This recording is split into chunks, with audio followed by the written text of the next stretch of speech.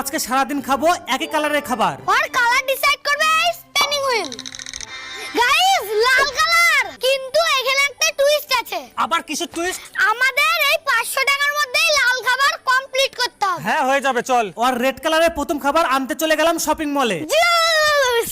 লাল কালারের বেদানা জুস, যেটা শরীরের পক্ষে হেলদিও আর টেস্টিও। আর এবার হলো লাঞ্চের বাড়ি, যেটার জন্য আমি বাড়িতেই শেফ হয়ে গেছি। আর আমি বানালাম টমেটো স্যুপ আর রেড ফর পাস্তা। আর সাথে নিয়ে নিলাম ভুট চিপস, কিন্তু এই রেড কালারের চিপসটা সেই ঝাল।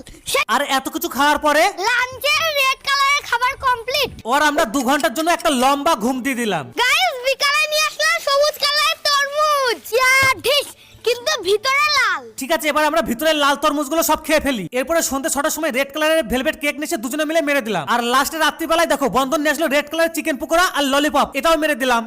পুরো খতম। এরপরে কোন কালারের চ্যালেঞ্জ করব কমেন্টে বলবে।